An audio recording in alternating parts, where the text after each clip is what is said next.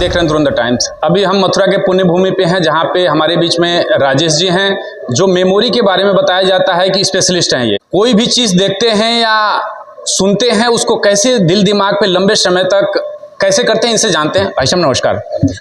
आप कोई भी चीज़ देखने के बाद से या सुनने के बाद से अपने मेमोरी में कैसे करते हैं, इस काम को कैसे करते हैं आप? यस, हमारे जो टू ब्रेन होते हैं, एक होता है कॉन्शियस माइंड, एक होता है सबकॉन्शियस माइंड। जो हमारा जो सबकॉन्शियस माइंड होता है, उस ब्रेन की जो 95% पावर होती है लर्न करने की।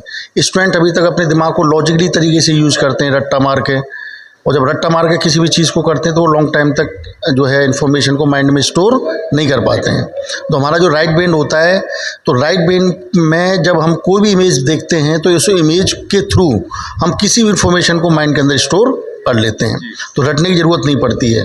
जैसे स्टूडेंट्स को, लोगों को गाने याद हो जाते हैं, पढ़ाई याद नहीं होती है, राइट।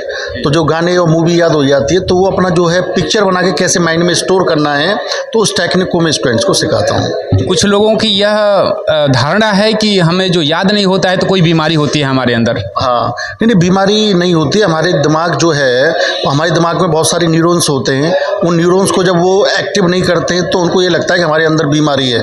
जब वो माइंड के जो न्यूरॉन्स होते हैं उनको एक्टिव करने के लिए जब वो रेगुलर उन जो मेथड्स को प्रैक्टिस करेंगे, जैसे हम फिजिकली एक्सरसाइज करते हैं, तो माइंड की भी कुछ एक्सरसाइजेज होती हैं, उन एक्सरसाइज को करेंगे तो वो बीमारियाँ उनको प्रॉब्लम नहीं लगेगा, वो उनको तो बहुत स्पीडली मतलब मेमोराइज करेंगे जो है। आपने कोई इसके विषय में कोर्स किया है या कहीं से कुछ तरीके कैसे किस प्रकार के टेक्निक का इस्तेमाल करते हैं? हाँ, इसके लिए मैंने कोर्स नहीं, बहुत सारी किताबें पढ़ी, कई सारी मेमोरी के ऊपर, और किताबें पढ़ने के बाद उनको प्रैक्टिस किया। जैसे एक आदमी पूरी जीवन का एक्सपीरियंस एक किताब में लिख देता है, अब उसको किताब में उस एक्सपीरियंस को लिखने के लिए बहुत समय लगता है, लेकिन जब वो प्रैक्टिस करते हैं उस चीज़ को, तो प्रैक्टिस करने में उस चीज़ को बहुत ईजीली लर्न कर लेते हैं।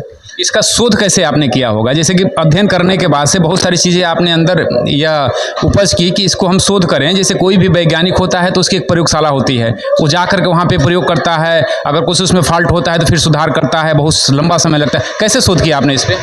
हाँ, इसके अंदर कुछ नहीं कि इमेजिनेशन से, because and the last improvement in all subject you are you coming that to understand you the capability the right brain you increase the power और imagination power, how to learn every to like that to understand you the capability, that all subject you are you coming to understand you the capability, the brain power, imagination power, that all subject you keep in the bed।